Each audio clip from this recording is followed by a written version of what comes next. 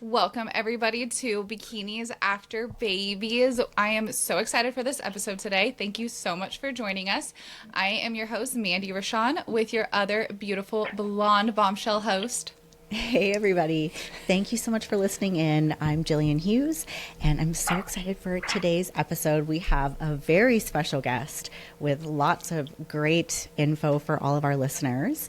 And so I'm very excited to welcome Brittany Shulman. Brittany is an IFBB Pro, a wife and a mother who resides in Pennsylvania and works in financial services. Brittany has been competing for 6 years, earning her IFBB Pro card in 2022 at the Ben Weider Naturals, and then taking the overall win there, winning her pro card, and then competing the very next day in her pro debut and taking sixth place. And this past year, she returned to the Ben Wieder Pro and won the whole show, taking first and earning her 2024 Olympia qualification. I am so excited to have her on the show today. Welcome to Bikinis After Babies, Welcome. Brittany Shulman. Thank you, ladies. It's so exciting to be here and to just be able to talk about my journey and just life and such. So thank you so much for having me. Yeah, I was like following the show when you were making your, I guess it wasn't really your pro debut, but returning, and I saw your name on there and I'm like, oh man, like I'm totally rooting for her. And then to see you take that win and Olympia qualification, like it had to be so exciting. Oh my gosh, thank you so much. Yeah, it was kind of a whirlwind because this prep this past year was just not, every prep is different. And this one just kind of was not what I was used to. So we had intended on actually being in stage earlier in the year, but my body just wasn't responding the way I wanted to. So this was like my one shot, and I was like, one show. So Wow. we put it all out there, and it ended up, being for the best. And I got the Olympia qualification, and I I tell my friends all the time, every time I see the list come out and people's names are published, I'm like, oh my God, my name is on that list. Yeah. It is absolute insanity.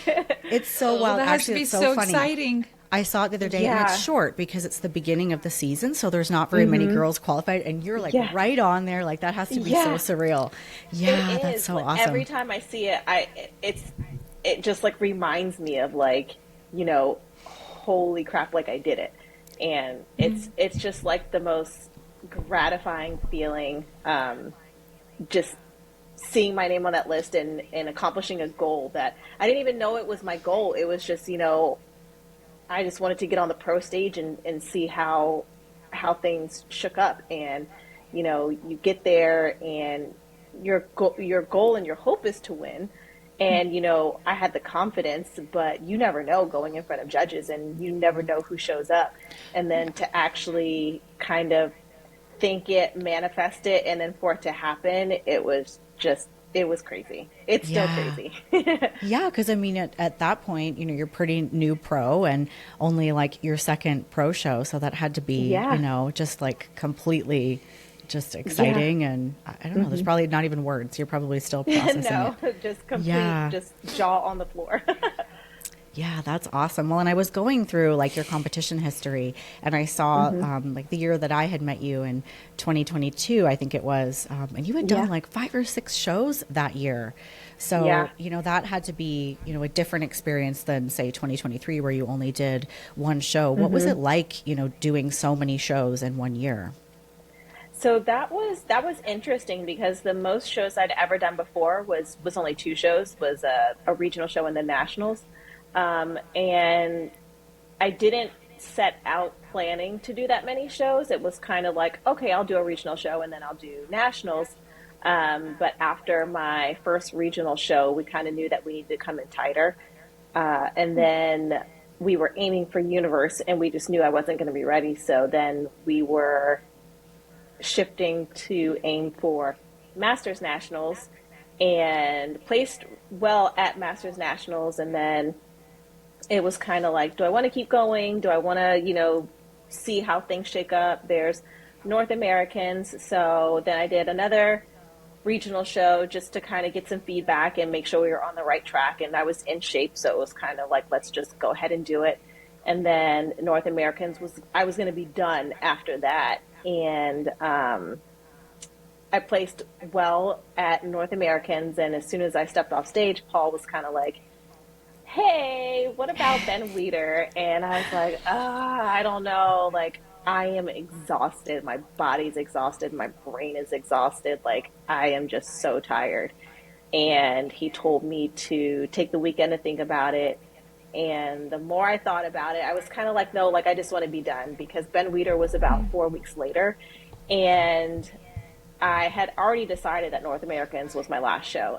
But I thought about it, and I'm from we call it the DMV, DC, Maryland, Virginia area. And Ben Weider was in Northern Virginia, and my family still lives there. So I was kind of thinking, it's only 4 weeks. I know we don't have to do anything crazy. We just need to maintain to get there. And it was one of those things where I was just thinking, how cool would it be to go pro at home and to do that in my own backyard with my family there. So I said, okay, let's do it. We'll give it a go. And I went and I competed, and I won the Masters overall and the Open overall, which was, again, just crazy. You're hoping that you win. You're hoping that you get there. But for me to win both categories, it was, again, there's just no words. Yeah. How cool is that? And there's even there was only one pro card at that show too. So is that correct? I think. So there's two. There's two for the Masters overall, and then one for the Open overall. So, you just Paul likes to say, "Oh, she won 2 pro cards." You got 2 pro cards.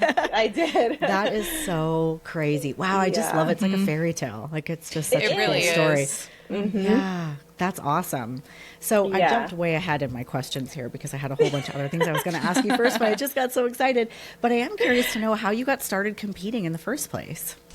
Yeah, so I had no idea about the bodybuilding world. I was completely oblivious to everything. I grew up doing gymnastics, so that was kind of my sport. That's what I followed. And then when I met my now husband, he was, kind of the meathead in the gym all the time. And I kind of decided that I wanted to get into weightlifting just because I couldn't obviously do gymnastics anymore. After a certain point, the knees and the back, they just don't function the way that they used to. So I got into weightlifting, and I am very goal driven. I like working towards something. So my 2 friends at the time were competitors, one in the NPC and one in the WBFF. They were prepping for a show, and I was kind of like, this is really cool. It'll be fun to get on stage, all the glitz and glamour and, the transformation and such. So after they did their show, I kind of reached out to a coach and started working with a coach. And then we jumped into a prep. And then my first show that I did was the Baltimore Gladiator in 2017. So after that, I was kind of hooked. And life kind of happened in between there. So I took a little bit of a break between 2017 and 2020. I got married, I had a baby. And my mom goal after having my daughter was to get back on stage. So that was kind of my motivation to kind of get back into it in 2020. Awesome.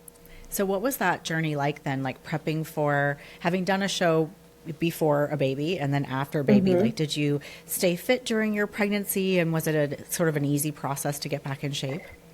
Yeah, so I lifted during the early parts of my pregnancy pretty consistently, but then it just, being pregnant, it takes a lot out of you, and I just didn't I didn't feel as productive in the gym, and just things just didn't feel as good as they were before. So toward the later half of my pregnancy, I stopped lifting, but I also have been doing Muay Thai for 5 or 6 years.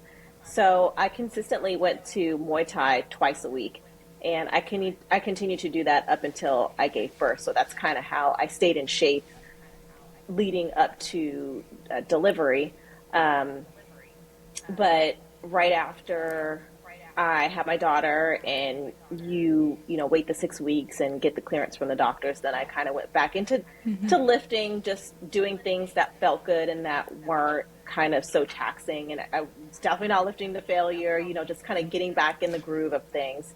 And then I reached out to a coach and I started prep for that season when I was 6 months postpartum. But that was also COVID year, so there was just a lot going on that year.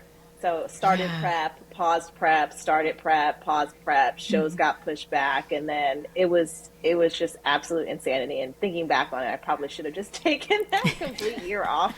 But I was like, no, I want to get on stage before my daughters won. So I'm just kind of stubborn in that sense. So that's what I did, and I competed in August of 2020.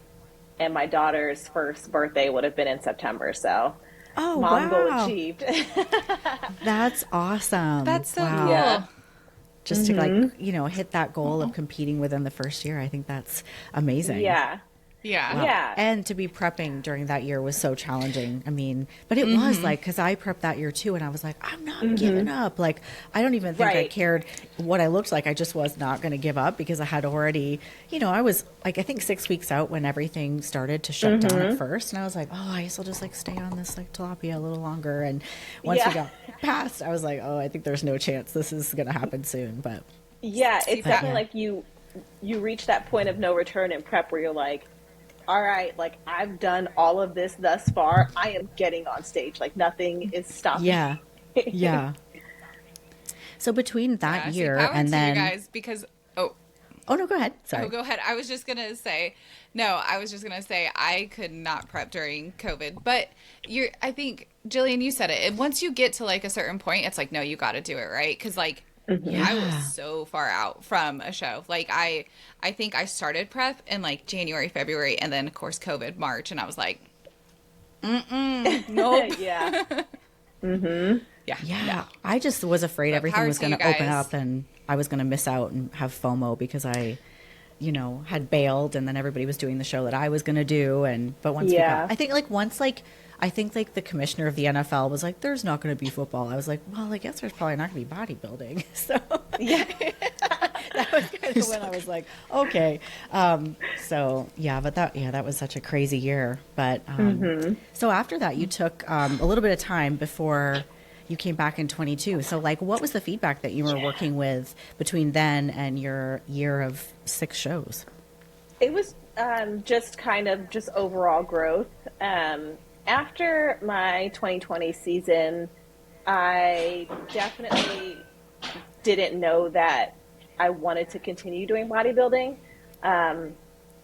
Just a lot of life happened, with COVID and just things outside of bodybuilding and stressors. And I kind of was like, again, after like the 2020 season, I was exhausted just from, kind of the stop and go. And then it was a really long season because COVID pushed back everything. And at that point, I thought I was done with bodybuilding. I just I wasn't loving it anymore. And it wasn't that it wasn't fun. There's just a lot of life that happens. And I just didn't know if that was the lifestyle for me.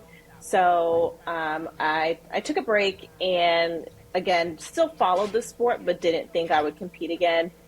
And then I started seeing Paul pop up on my Instagram a lot, and I started following him on his page and then on his YouTube. And I kind of reached out to him and would ask him questions every once in a while. And he would always respond to me in my DMs. And then I kind of said, I think maybe I might want to do a show again, but I'm not sure. And, I'm just kind of just venting to him at this point. And he said, if you decide that you want to pull the trigger, just reach out, let me know. We'll have a conversation and see if it's a good fit. So I just remember getting that itch again from seeing everyone be on stage and just kind of remembering, the process and, all the things that I love about having a goal and chasing after it and just, seeing what my body can do. So I reached out to him and we talked and I told him, my short-term goals and my long-term goals. And he was like, this is great.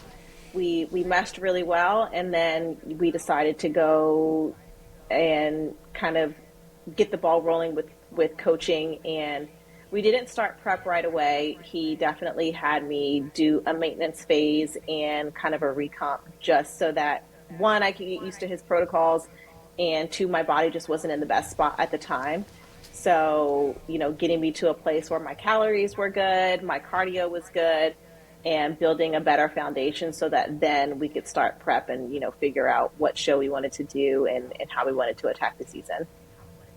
That's cool. So do you think like it was not only like having like the right coach, but like it just seems like your experience in that year was like more enjoyable. Do you think that approach is like really in line with like what makes you happy and gives you more balance? Yeah, for sure. So the coaches that I had prior to Paul all were meal plan based coaches, and that was by my choice. I wanted someone to just tell me what to eat, when to eat it, and just be very structured in that sense. I was so against going macro based. That was just not something that I wanted to do. And then after kind of having those breaks and years of competing and understanding more about nutrition and such, I thought maybe having a macro based plan might be better, just because it allows for that flexibility, but I'm also very disciplined in the sense that I know it's not just like fit a bunch of crap in until you can hit a macro and then, that's how it is. It's just allowing for the flexibility. So that played a big part in it. And then just trying something new. I immediately felt very comfortable with Paul when we were speaking, and I really liked the aspect of being a part of a team.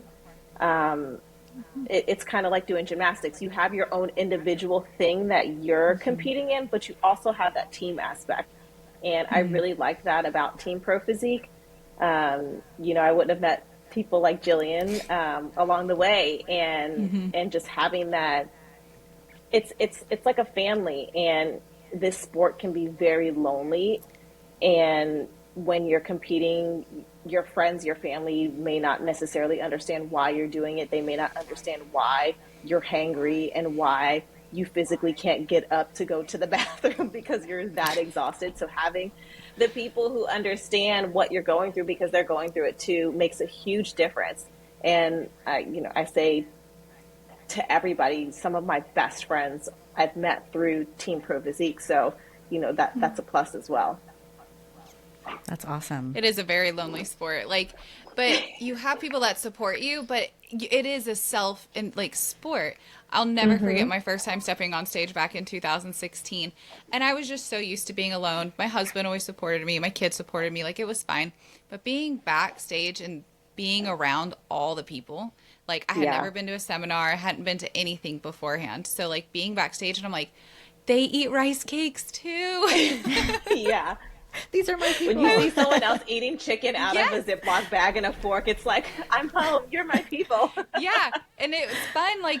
Oh, you brought that and I brought this. And it's like, you have this type of honey and you have this type of peanut butter. It's so nice. And that's when you learn, okay, this is there's other people like me, and you can surround yourself. Kind of like you, I'm a part of a team too, and I absolutely love it. And of course, Jillian and I coach a team. So just being able to give that camaraderie and be a part of that camaraderie, and like you said, going to seminars and going to places and just engulfing yourself in the sport and supporting and seeing other people do it. It's so it feels so good. You're not alone. Yeah. I think people would be really surprised to know how much camaraderie there is, because there's sort of this idea that it's like a beauty pageant and people are really catty, but I think we all know none of us get to decide who wins, and it's just, you might as well be nice and be friendly and share rice cakes, and it's you get so many ideas backstage, oh, that's a cute suitcase, and oh, I like those earrings, and you start to share, and you meet people, and you start following people that you've met at shows, and I think that's the fun of it. And over the years, kind of following someone's career, and you meet up again and you see each other backstage, I think is so fun too. So I think that's awesome. Yeah, for sure. It's definitely a sisterhood, and it has the potential to be so catty, but it's not.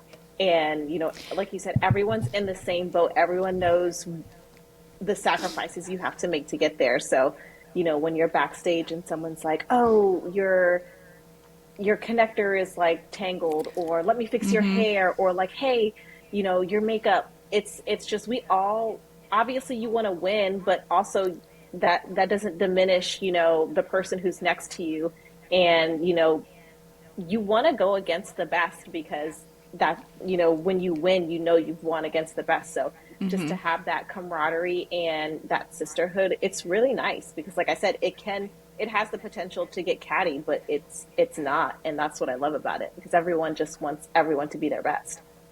Yeah. That's so true. So Absolutely. true. So I'm going to ask you a question that you maybe have been asked this before, but I met you at Masters Nationals. So I know that you have competed as Masters. How do you feel about competing in the Open, or do you not have a feeling about it and you don't care? And I just want to say, I mean, you look completely incredible. You don't look a day over 25. So, you might be like, whatever, age is just a number. But I think, for Masters competitors, sometimes they think, well, I shouldn't be competing in the Open. I should only be competing with girls my age. So what do you think about that? Or have you even been asked that before? Yeah, I have been asked it, and I'm kind of just of the mindset of,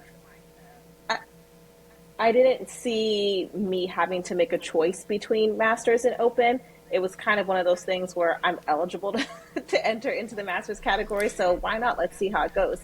But honestly, especially going to Masters Nationals, and I've even heard some, top people in the industry say, don't count out the Masters, because at this point, too, especially with some of the categories, you need that mature muscle.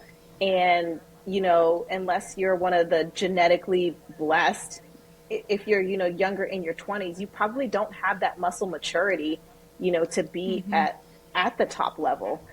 Look at a lot of the top pros and Olympians in a lot of categories. They're older because they have that history of lifting,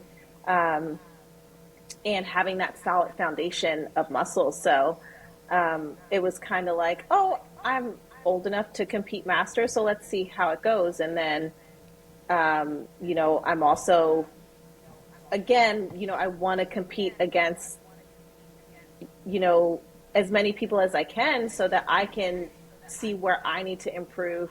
You're not going to, when you're standing next to different people, the judges are able to kind of, see what your strengths are and, where you need to bring up. So if I'm standing next to, other top pros or other top amateurs, that just elevates me, because now I get to see, where I stack up and where I need to make improvements to get to that next level as well. So, I would say don't feel like you have to limit yourself to just Open or to just Masters. You never know what's going to happen. So, just put yourself out there and see how it goes. That's great. I think that's I love really your helpful. strategical mindset. Yeah. Like you're very strategical, and like listening to you, how you planned your shows, how you spread out your shows, your thought process, the judges' feedback.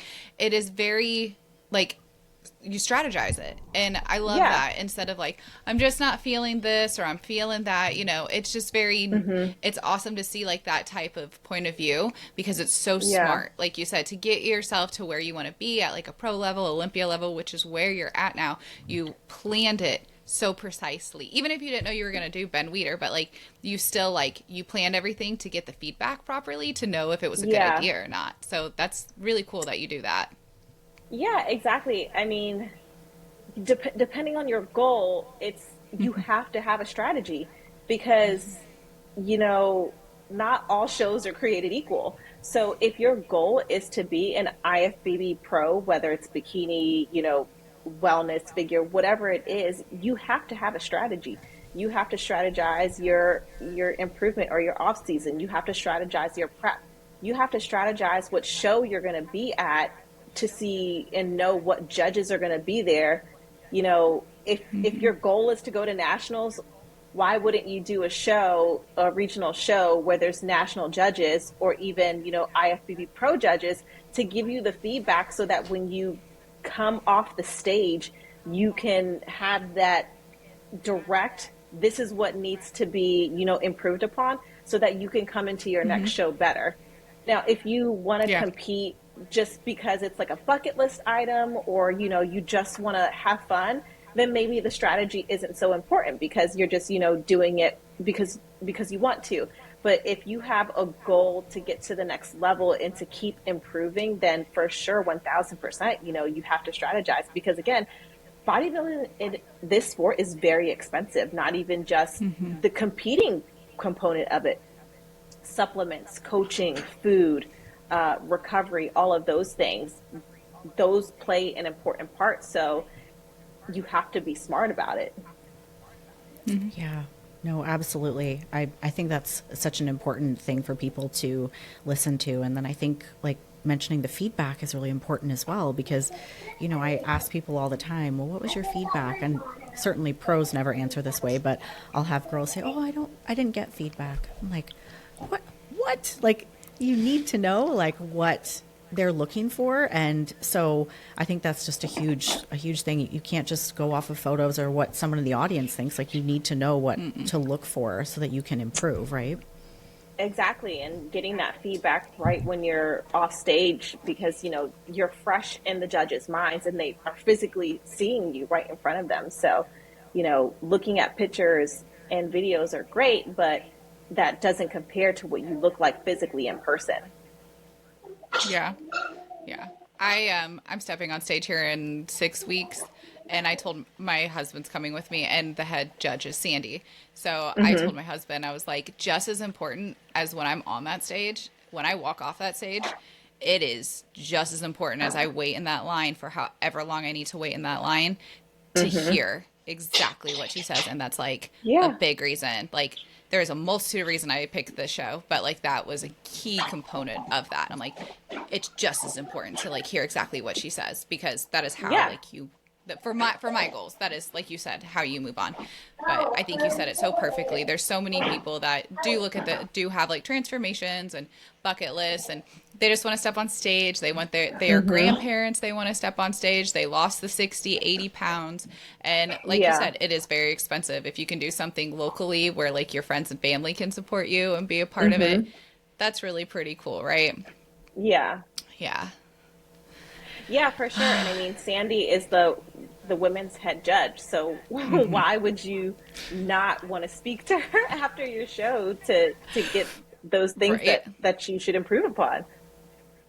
Yeah, I said I saw the lineup and I saw how Bikini was last, and I was like, I'm actually kind of happy that it's last, because like however I have to wait, it won't be as long. I don't care if I go on Yeah. stage at 1 a.m, midnight, it doesn't matter. Like that is just so important. I was telling Aaron that I'm like, you have to like record me talking to her. It's just as Yeah. important as it is recording Yeah. me on stage. Yeah. And he's like, okay. He's like, I hear you. Yeah. I do like to always ask people this question, especially, you know, as many hats as you juggle. You mentioned that you're going to be starting your coaching business, and Yes. you're a mom, and you're also juggling an Olympia prep, and you're a wife. So how do you do it all? How do you fit it all in?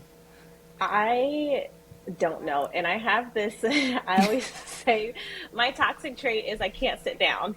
As soon as I finish one thing, it's just like on to the next. And I'm always like, I don't have enough time to do everything, but I also do it to myself. But I like being busy. And I guess I like a challenge. But yeah, it's definitely a lot to juggle. And for the longest time, I didn't know that coaching was something that I wanted to do. I kind of thought about it years and years ago, but it just wasn't something that was kind of sitting with me that I wanted to kind of go after it. So I just decided to focus on being a competitor, and then, you know, a wife and a career professional. But as I've kind of immersed myself more in the industry and kind of seeing, you know, what gaps I could potentially fill, it was kind of calling me more.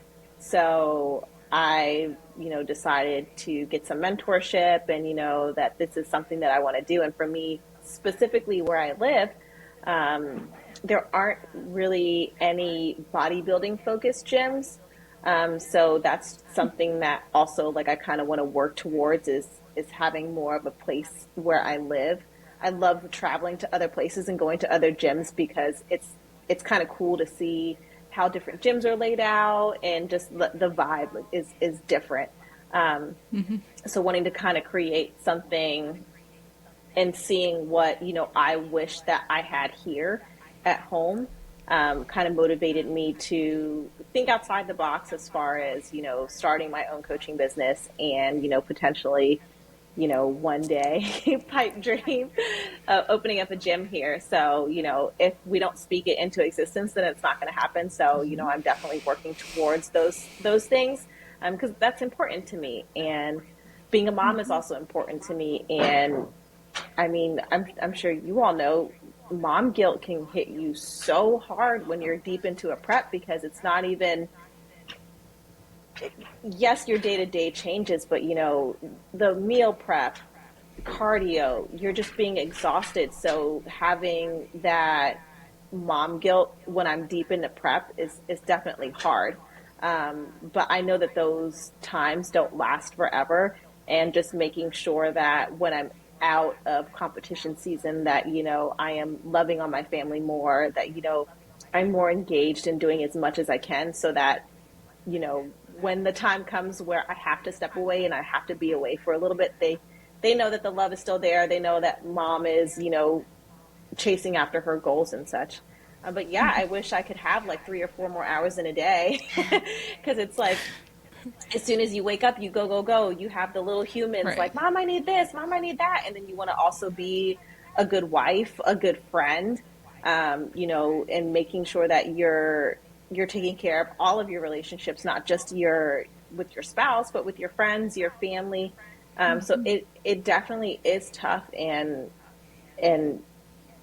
I tend to, use a schedule so that, we're all on the same page. We all know what's going on. Being very kind of organized in that sense. But yeah, I mean, I definitely could use a couple extra hours in the day, because by the end of it, it's like, man, I've been ripping and running all day, and I have like 30 minutes to just sit down and actually do nothing. So yeah, it's definitely tough, but as everyone says, if it's something that you want, you just have to work for it, and you have to figure out a way to make it work. The things that are important to you, you're going to make it happen. So Yeah, you make it work. You find the time, and I always tell people like when you're like seeing results, and I feel like that gives you the momentum, because sometimes people will say like, oh, I know when I get in prep and I just don't have energy, and I'm like, but when you're getting closer, and the excitement, and you find energy in all sorts of ways. But I was saying, moms are just so amazing. Like, I'm sure like your daughter, she's 4, right? So, I mean, she probably doesn't even notice that you're, tired. Like, you're there, and, you're pouring into, your role as a mother and as a wife. And it's more just like on us that we know, like, we aren't as, because our mind is, you're always thinking about, your routine and your next workout and your next meal, because you have to, like, you cannot not think about those things. But it's, it's just an awareness of like, oh, if I wasn't thinking about all of this, but then what would you use your brain for? I always think about that. Like, for about a week after a show, I'm like, that was nice. And I'm like, okay, I'm bored. Like, I need to be busier. Yeah. It's like, I have all this time. Well, what do I do with it? What do I do? Right. And even when we have such low energy, though, I feel like when we're in prep, like, especially if we enjoy it, we're happy. And our kids see us happy. And so I think, like, them being able to see, like, even though, we're tired and we're, like, kind of worn out, we have to go to bed early, we have to wake up early, and we're always on the go, we're happy. Like, we're emulating positivity, and they see that. Because I see so many times where, like, we've worked with other women, or I've met other women, and they're just, like, really not happy within themselves. And it's like, you get to provide this, like, positive household of, like, even though you're always going, it's just glowing with energy. I remember one time mom guilt hit me so bad because I competed on Easter weekend, and the Easter Bunny visited the hotel room. Like, the Easter Bunny had to visit the hotel room. Yeah. And I was like, yeah. And it was just the cutest thing, because even my husband was like, really? I'm like, the Easter Bunny like had to come. Like, he did. We can have our cake and we can eat it too. But like you said, if it's important, you make it happen. And one of the things that's so important is communication too, because especially like this past year, you know, being in prep, especially competing for months and months and months, it has the potential to cause a strain on your relationships. And I was very vocal with my husband about, you know, if I'm quiet or like if, hey, I need a minute. Like if something is happening or like if I'm stressed, I'm like, hey, like nothing's wrong. I'm just quiet because like I'm exhausted and I just need a minute. I'm going to go like, you know, for a walk because like I just need like, you know, to decompress and such. And I think that it's so important. I remember when I first started competing and being in prep, I would see a lot of people post about how, you know, you're hangry and you're tired and just like the friction between relationships, and that it kind of was a little bit glorified. And I'm like, it shouldn't have to be that way, and it shouldn't be that way. You know, we're choosing to do this, but that doesn't mean that we get to be nasty to our friends and our family and, you know, strain those relationships. So it was really important for me to recognize when I was getting in those moods where I just needed to take a step back, and not just doing it and then my husband being like, what is wrong with you? Just being like, hey, like I'm tired today. I could use a little bit of help doing X, Y, and Z today. Do you mind doing this for me or helping me with that? And I think that just makes the stress of it so much easier, because there isn't the tension and there isn't the, you know, kind of walking on eggshells around someone who's competing. Like you're very open about what's going on. So then they're not wondering. And then it's not this dance of, I don't know if I should ask this, or I don't know if this is okay. It's like, it's very clear because we're communicating about it. So I think that that's really important too. And just being a successful competitor and just having that support system, because they all want us to win and they all want to, you know, do what they can to help us. But if we don't tell them, then they can't. Right. I think that's like one of like the best pieces of advice we've ever gotten on this show. Like, because it really I is. think it's like we as women, we're always trying to fix everything for everybody else. And we're terrible at asking for help because it's just quicker to do it ourselves. And then our partner's over here like, I don't really know what to do. And she's really scary right now. And so if you're just like, hey, like this would really help. I mean, anyone who loves you is going to, you know, jump up and help if they just are told. And we can't just be like, well, I'm mad at you because you didn't know that I really wanted you to help me with this. And if you're just clear about it, and it doesn't even have to be a big thing. But I think also, like, I had at one point when I was newly married to my current husband, you know, he met somebody whose wife had competed and mentioned I was going to be prepping. And this guy was like, ooh, get ready. Like, we almost divorced the last time my wife prepped for a show. And he's like, is this like true? And so I've always been very like, just like, everything's fine. And I try not to complain, but I'm also like, I really wish you would have done this. And it just, if you're just right ahead, like, hey, I know this week is like, you know, peak week and I'm traveling and I'm really going to need help with this. Like, anybody will help if you just ask, but the answer is always no if you don't ask. Exactly. Yeah. And it stops that strain from like happening, because then they don't have to be like, when is this over? Because then you have that constant negativity in the house when this is over. And I can tell you, like, I do the same thing, like Jillian said, like I communicate with my husband and I'm like, hey, I need you to smoke my chicken. Hey, you're in charge of the night routine, because our son likes to go out at night or has, you know, soccer or stuff going on. I'm like, I'm not doing that. Like, I'm not staying up past 10 o'clock. I'll get up at 5 a.m. and I'll do the 5 a.m. stuff. And you can do the night stuff. But it's like you said, it's kind of communicating what you can and can't do and what you can and can't handle. And as you get closer and more tired and things like that, then if you talk with them and then they're happy and you're happy, and then it makes your process so much smoother, because you don't have to worry about, like you said, walking on eggshells or them being like, can we just be done with this and just have this like nastiness in the house, you know, like it's just like, no, we can keep going and you can turn some like fun stuff into it. Like my son and I joke all the time. He'll come to me at like 6 o'clock and he'll be like, Mom, can I go to the movies? And I'll be like, I'm not that parent. Wrong parent. And then he'll be like, oh yeah. And he'll be like, Dad. Yeah, it's like I can't sit for more than 45 minutes without having to get up and go to the bathroom. So movies are a no for me until we're done with prep. Yeah. But yeah, I think if you want your family to, understand why you enjoy doing it, but the entire time you're like impossible to live with and everybody's afraid of you, Yeah, then they're very unlikely they're going to be too excited about you doing it again. And really, like, who does this just one time? Like, if you're listening to the exactly. show, probably that's not you. So For sure. that's great advice for sure. So I know you have a very big show coming up this year. It's in Yeah. September this year, right? The Olympia moved up It's a few months. October. It's October. It's mid-October. You know exactly how many weeks, I'm sure. Oh my gosh, you must be so excited. I am. I'm like excited, but also terrified, but excited. I'm sure I would feel the same way. So are you It's planning on doing any other warm-up shows prior to the Olympia?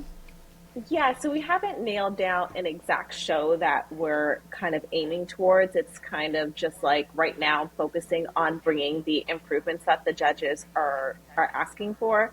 But the goal is to probably get on stage in early September, and then just so that I'm not stage lean for an extended period of time, because you all know the wear and tear that is on your body. So just getting the improvements that the judges want for working on those, and bringing up those areas that need to be brought up, and then getting on stage and then doing the big dance. Wow. So when you did your pro debut, it was like less than 24 hours from getting your pro card. And Oh, those it was routine, hours. It was the same it was day. the same day? It Oh, was yeah, the same that's day. right. Yeah. So So the how did you put a amateurs pro went in the routine morning. together in like I 45 minutes? How did you do it? I didn't. And it's funny because I asked Sandy about that once, the amateur show was over. I went over. Well, first I called Paul and I was like, "Oh my gosh, like one pro card," and he's like, "Hey, go register for the pro show," and I'm like, "What?" And he's like, "Yeah, go do it," and I'm like, "You're insane! Like I don't even think I can do that." And he's like, "Yeah, you can. Go find Gary Udit, who was the promoter." He's like, "Go ask him about it." So I went and found Gary, and then he took me over to Becky Clausen, who was the head judge, to add me to the score sheets. And I asked her, I said, "Well, I know that the pros have longer routines. Like, should I put this routine together?" And she's like, "No, go out there and do what you did earlier. Like, that's what you're comfortable with." And she's like, "You don't need to be on stage for longer than what you need to be on stage for. So just go out there, do your same routine, do what feels confident for you, and then get back off stage." So that's exactly what I did. I essentially did the exact same routine, and then for the pro show that I did in the amateur show. But yeah, Oh my gosh. the amateurs competed in the morning, and then there was a short break, and then all the pros went that evening. So it was literally like maybe 3 hours in between winning my pro Wow. card and stepping on the pro stage. It's probably That's good. so You just have time to exciting. think about it. Just like, all right, I guess I'm doing my pro debut like right now. That's Yeah, awesome. it was kind of cool, just in the sense that I was already ready. Like Yeah. I was already there. Hair, I didn't have makeup to done, travel tan again. on. Exactly. Yeah. Yeah. It was all ready. That's so cool. That's so awesome. So awesome. Well, we're really, really honored to have you on the show today. And we're really excited to see the rest of your season unfold and to see you hit that Olympia stage Yes. and take home some, amazing memories and get in that, winning lineup and represent the moms. And we're just so happy to have you on the show today. So tell everybody how they can reach out to you for information about coaching when that starts and even just to follow your journey. Yeah, just follow me on Instagram. My handle is Britt_Schulz_IFBB Pro. I don't always post to my feed, but I am very active on my stories. So follow me there. I post a myriad of things between, things that I find funny, my daughter, my everyday life, and lifting. So I try to sprinkle in a little bit of everything so that people can kind of see my whole self. So yeah, feel free to follow me there. That's where I am mostly. Come say hi, slide into my DMs. I'm happy to answer any questions, or, and definitely check back there here in the next coming weeks about coaching if that's something that you're interested in. So I think in the beginning it'll be mostly kind of lifestyle transformations, and then it'll, kind of morph into competitors from there. So yeah, reach out. Awesome. Happy Cool. to talk. I'm excited to see that, grow for you. And then I think it's so neat that you're going Yeah. to build up that community in your area as well, because, Yeah. just to have more women That's- doing this is amazing. Yeah, for sure. I'm Yeah. definitely of the, empowering women and moms, especially because, there are times where we can tend to get lost in motherhood and in day to day and in wifehood, and, making sure that we feel good as a whole person, not just, feeling good doing other things for our family or doing things for our friends, but, feeling good for yourself. So I'm definitely 1000% about, empowering other women and especially moms. Like, hey, you can have, the body of your dreams and like the health of your dreams and also be a mom. So that's really important to me, especially I love being a that. mom myself, just understanding that, Yeah. I want to live the best years that I can for my child and for my family. So health and fitness are very important to me for that longevity. I always say I want to be the grandma on a what is it? Paddleboard doing yoga. Yeah. I want to be a grandma doing paddleboard yoga. I just want to be. Yeah, for sure. But it's living your best self for your family. But like you're doing it for yourself, but you're doing it for yourself because you love your family and you want to give to your Exactly. family and you want to give the best version of yourself to your family. You can do both. 1000%. I love that. Yeah. Amazing. Thank you so much, Brittany. That was an amazing interview. And thank you, everybody, for tuning in. Be sure to subscribe and leave us a little bit of a review. We would really appreciate it. And enjoy the rest of your week.